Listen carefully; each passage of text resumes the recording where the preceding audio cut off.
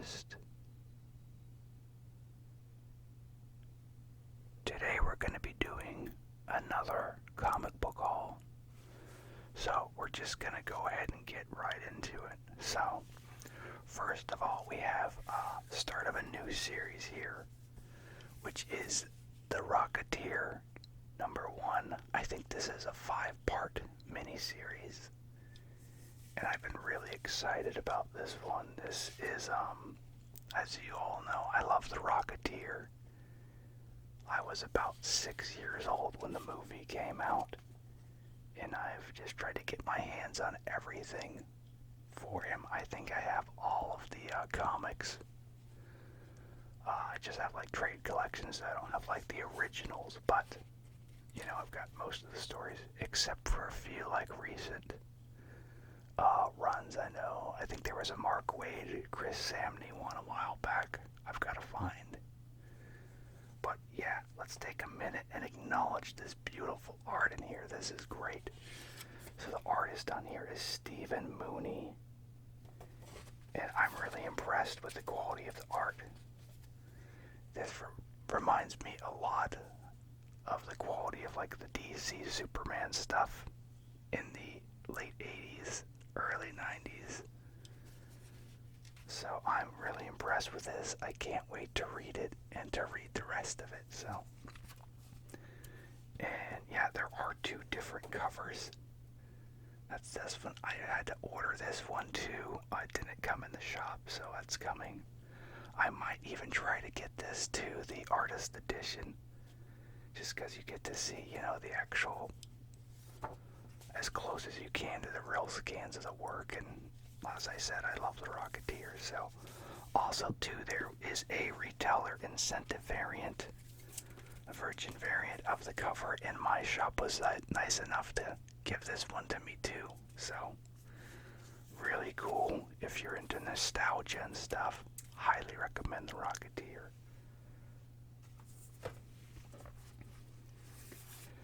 Okay, next we have, I think this is just called Image, or it's Images actually.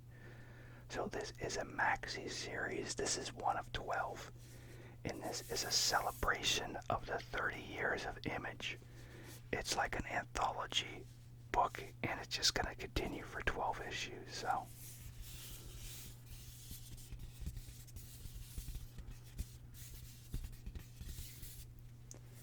So I almost missed this. I wasn't aware this was a thing. I saw Scotty Young post about it on his Instagram. And so naturally, I love commemorative stuff. And you know, Image was one of those things that was formed when I was a little guy. So of course, I've got to check it out and, you know, celebrate along with everyone else. So here is all the stories and the talent. I'm not going to show everything here, because that's like just kind of part of the fun. I'm going to show like some excerpts. And I actually didn't know most of the creators that are in this particular volume. And it's going to, I think it'll change throughout the volumes too. And yeah, there is some mature content in here as well. There is mature language, and I did see some nudity, so bear that in mind.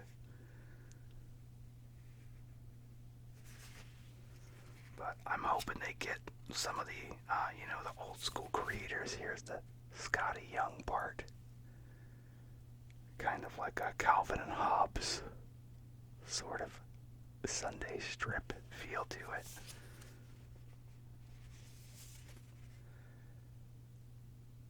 And then it talks about the creators too, so you can hunt down their work if you enjoy these stories.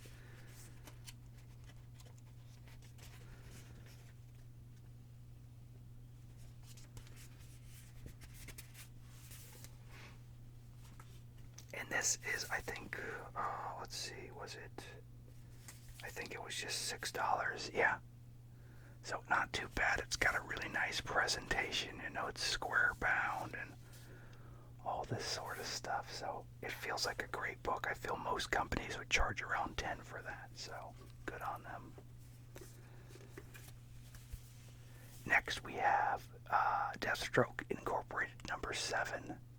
This is a cool cover too, I might add. So I got this because I was just like, yeah, I'll go ahead and follow the Shadows event. And the store owner was telling me that this is kind of the lead into it. So I went ahead and humored him and got this one too, even though technically like the next issue is one of the tie-ins and not this one. But so yeah, I don't currently buy Deathstroke. This art is nice though. That's just kind of, you know, choosing what to buy and what not to buy based upon funds. But it looks good for sure.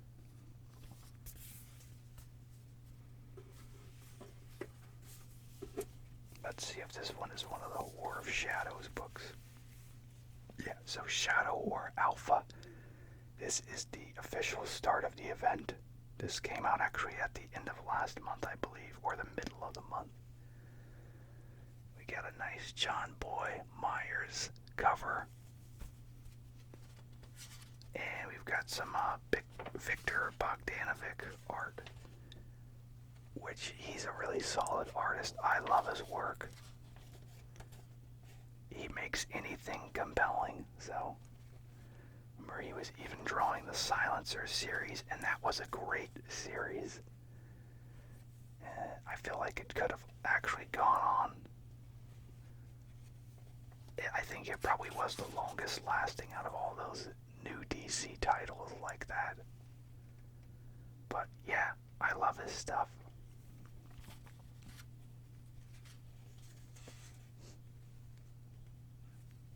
But yeah, I think I was following 5 out of 9 of the books that were in this tie-in, so I was like, I'll just go ahead. I know in the previous video I'm like, I'm not doing it, and you know, I changed my mind, so. And then we have Batman 122. This is a tie-in to it as well. I wonder if the back of this actually has the tie-in number, in case you're curious for the other one. Let's see.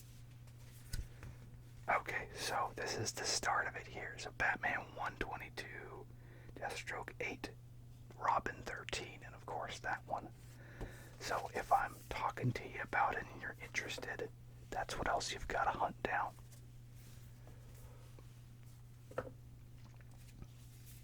So yeah, here we go.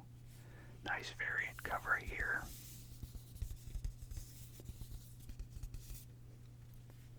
This almost feels like the downward angle of the Frank Miller cover shot, because you see the city, the buildings, instead of the sky. Which I don't know if that was the intent of the cover, but that's certainly what I'm feeling from it. And yeah, this looks beautiful too. I'm really glad with so far this month's pulls with the art in all of these. And then it's, I think, Batman 125 starts Chip Zdarsky's writing duties on the book. And then they just announced that Detective Comics is gonna have like an operatic theme to it. For about 4 or so issues. It's written by Ram V. So that'll be interesting. It looks like we've got some of the I think that's one of the Batman Inc. people, if I remember. I could be wrong though. Lots of action in here though, for sure.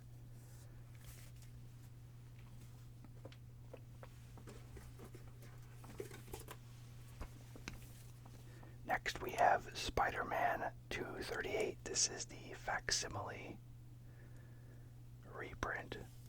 Now in the past, the pages they used were, I think they were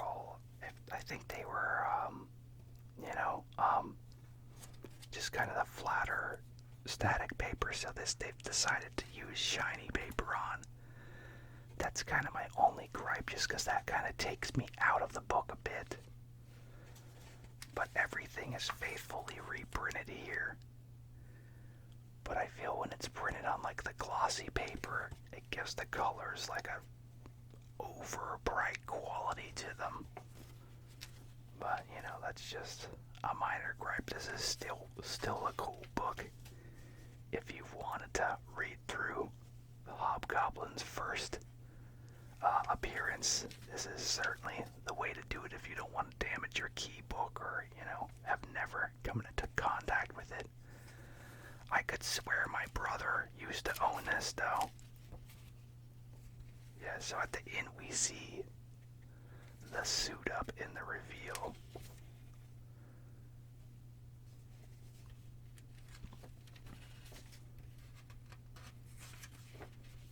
Where did it go? I saw it seconds ago. Oh, right here. There we go. So this nice image here with, I love the one eye bigger than the other eye. Just a classic splash page. And my shop actually did have that key book in a while back. It was over $200 though, so I couldn't pull the trigger on it. I should have. It even had like the tattoo insert intact in it, so it was a really nice copy. Next we have XMen 92, House of X CII. I don't know why it's got the CII. I think that might be 92 in Roman numeral. I'm not sure. But yeah, they're really embracing the 90s thing, as you can see there. So the art is by Salva Espin, and it's written by Steve Fox. I think, from what I understand, it's setting up the premise of the recent X-Men stuff with the Mutant Island, but it's just got, you know, the old school look and feel.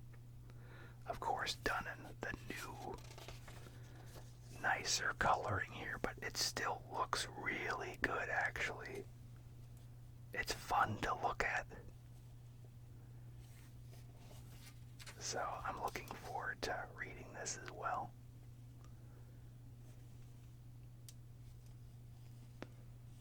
Like just turning these pages in here, I'm getting excited to read it, so. And it just started, so if you want to pick that up, definitely do it. Yeah, so here's a variant for it. I absolutely loved this cover here. Really nice. And this is it says DNA. I'm trying to remember who. I don't think it'll tell me who the variant here. I think it's this one. David Nakayama, I think. It is this one. I know Scott Williams. Yeah, this is Scott Williams' variant here. So this is the guy who normally inks Jim Lee. He did his own cover. So that's pretty cool. Okay, so next we have Batman Urban Legends number 14. And we're just continuing on with where we've been. And honestly, I'm not too enthralled by the story right now. This front runner here looks like it's a different story, though. It looks like a Dr. Fate. So I think this is actually a new story arc. But yeah, the stuff with the dog and all that. It's okay, but that's like the main story, because they're doing the covers for that one. And it's still continuing on, even in like the previews orders. They still got covers with it. I'm like, how long can this story go on? I think this is a Riley Rossmo, maybe. I could be wrong. No. Okay, Nicola. I was about to say it didn't look quite as cartoony as they normally do. I I just couldn't handle what they were doing with Harley's face, I think. Not to say they're not a good artist, that's just, you know. Then we have a story here with a question in it.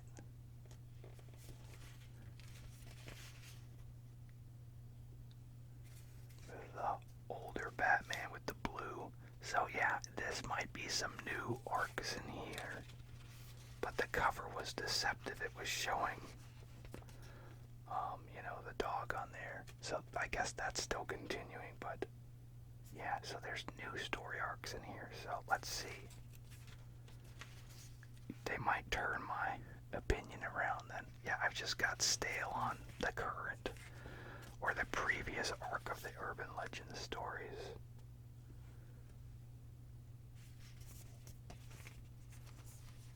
So, I don't know. Let's see.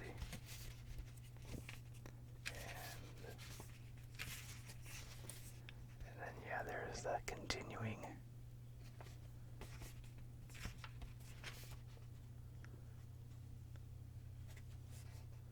I thought they still had something with,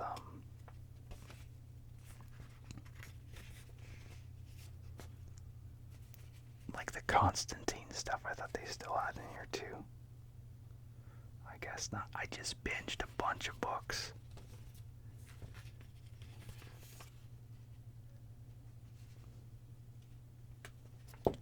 So yeah, let me look. I could have sworn it. I guess not. No, just some of the covers. It looks like they still had some unused things because it's talking about Batman and Zatanna. That was in the Constantine story too. So I don't know. Interesting. So I'll read this. Hopefully my mind will change. I was just getting burnt out on the previous arc, so I don't know. And then we have Batman and Catwoman number 11. This is almost done. This has been interesting, but like I said, not my favorite story. I think with Tom King, he kind of starts with a strong concept, and then it just kind of meanders a bit. That's just kind of what I've noticed. He's good conceptually, and he's good at like trying different issue types, like with his Batman run. I like that he would do like, oh, this one is all on this certain theme. I thought that was cool, but as far as like an overall quality story arc, that's kind of where it falls apart. This is a cool image though. Look at that.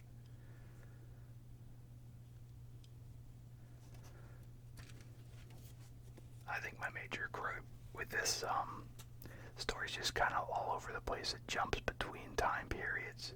I wish they would have just kept the art consistent as well.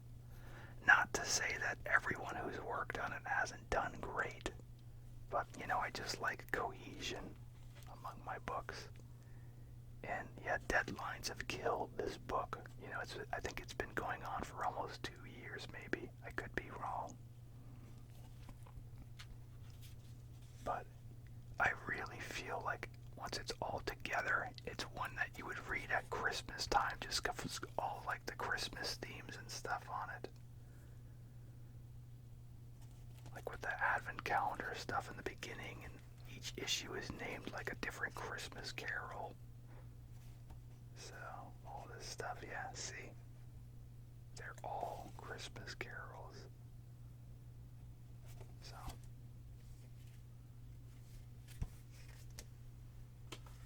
So maybe hold on to the whole set and then read them at Christmas. Next we have Superman, Son of Kal-El, number 10. A bright cover here. It almost looks like he's punching this bird. Alright. So this is continuing on, I think, with him trying to stop the enemy. His name is Bendix, who, honestly, I think it's just a very crude tribute to Bendis. I mean, the guy's bald and stuff, too. I'm like, it seems like it's a little too on the nose. but there's like a group of superheroes. I think they're called the Rising, if I remember. Well, they're not even heroes, but they're, supers. And they're kind of like a task force doing the country's bidding. And so they're basically taking out any superpowered being who doesn't share the views of Bendix. And yeah, so it's been okay. It's not anything terribly earth-shaking. I did like the 2 Nightwing issues, though. You guys know I love Nightwing, so it looks like we've got a bit more. Is that Wonder Woman there, or did she just steal Wonder Woman's thing? I was about to say, is that Lois? Because I think it is Lois. Oh yeah, it is Lois.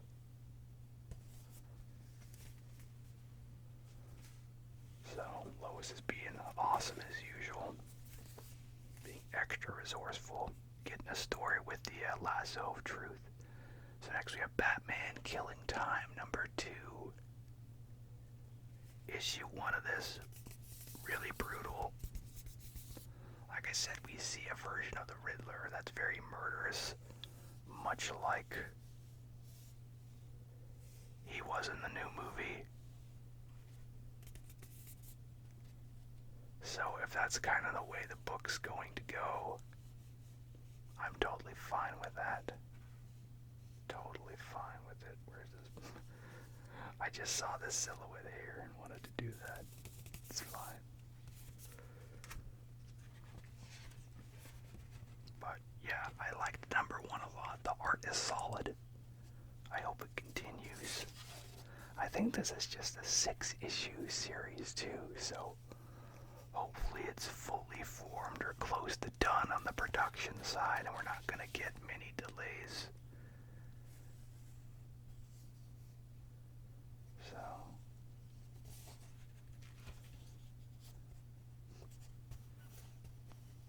Joker looking a bit more pleasant in this run.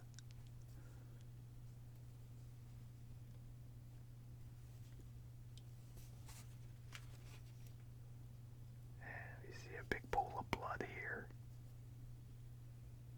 I don't know what they're doing though. It looks like, are they eating someone's organs? I can't tell.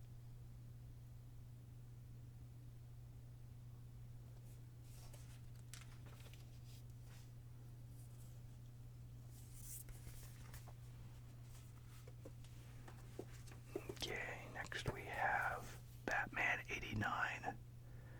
Nice Batman Returns tribute here.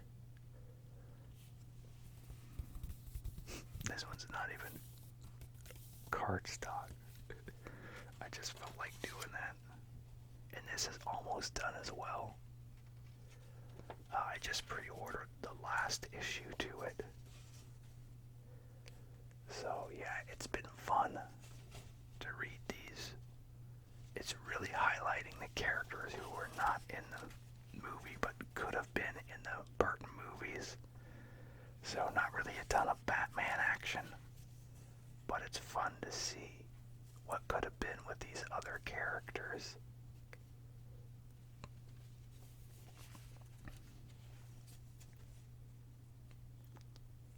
I certainly feel like the storytelling, though, is kind of a bit commentary on, current things, though.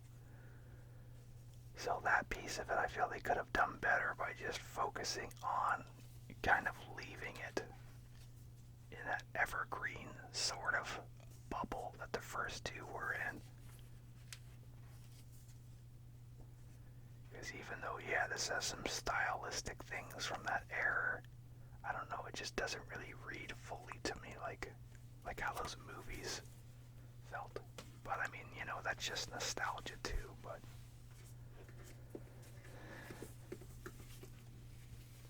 next we have X-Men #10.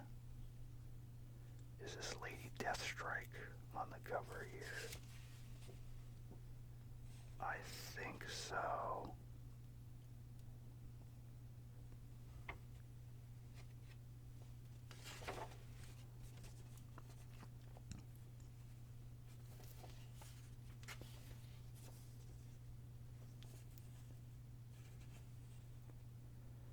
So I think this follows kind of like the newer formed X team, as I see like the female Wolverine there, X-23. Although they try to just call her Wolverine, I don't like that. She's not Wolverine.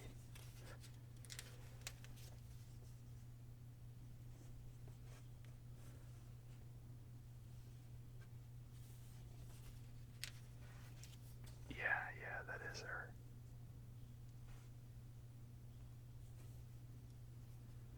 I guess she's not wearing her little hat anymore, which is fine.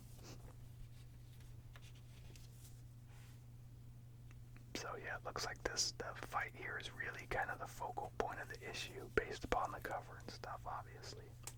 Which I don't know if those two have ever met, so... And we know she's got a huge past with Logan, so it'll be interesting to kind of read their interaction there. Next we have the Scorched, number 4. So I'm trying to remember this character's name, but he was previously dealt with rather quickly when he did appear in Spawn, and then he survived, so I'm glad he did. He visually looks pretty cool. As far as like actual power menace, like I said, he got taken down pretty easily, so maybe they've given him a new edge. But I know Todd was hyping him up for a while and stuff too. I know he recently had his figure come out. I might get it. I might get some of the newer Spawn figures. I really wanted to make sure, if nothing else, I had, like that classic Spawn remaster, and then the Clown, and then the Violator. Which, not the new ripped one, but one of the old skinny ones, because that's the Violator I grew up with, so... So yeah, the Scorched is mainly focusing on like the Spawn team and not really Spawn.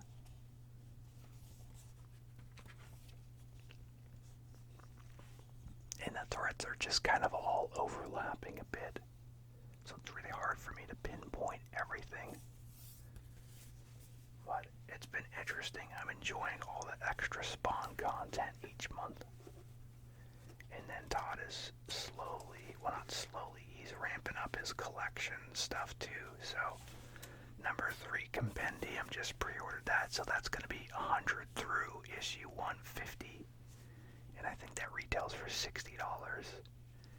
And then here is the part 2 Scorched XMen variant. I'm surprised Spawn is here though. I wonder what the big Magneto spot is going to be. If it's gonna just be the Clown or...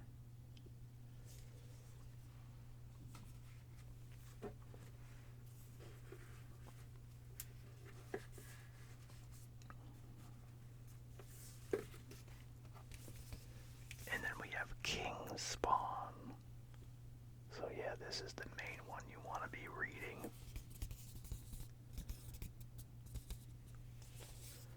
This is pretty much about Spawn.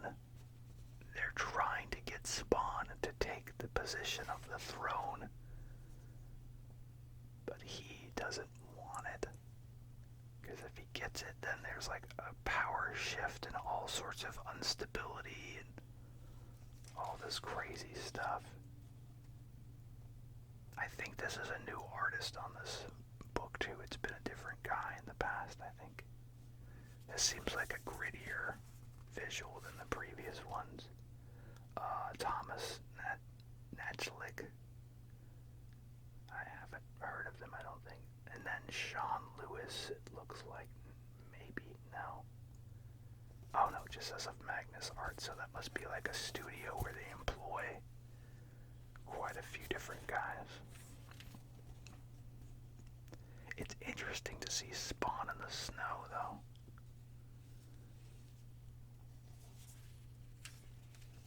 Ah, look at this, wow. The glare on the shiny pages isn't really doing it justice, but, and then Spawn's way down there.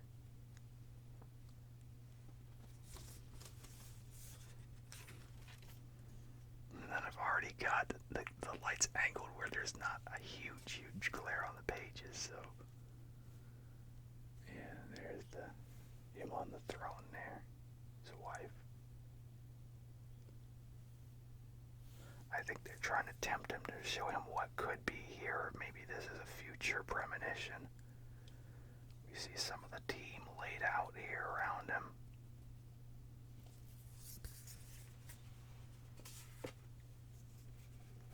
And I think we got the last one in here. So this is Noctera number 9. I don't know who this variant cover is by. Or actually, this isn't the variant cover. I think this is just the normal one.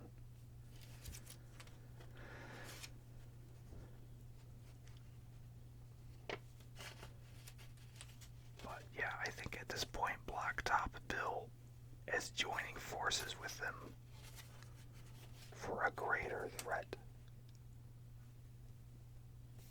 If I remember.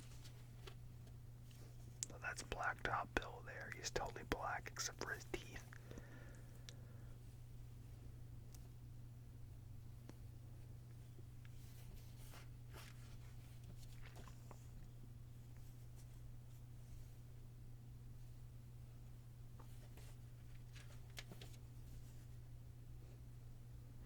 That's a nice composition there.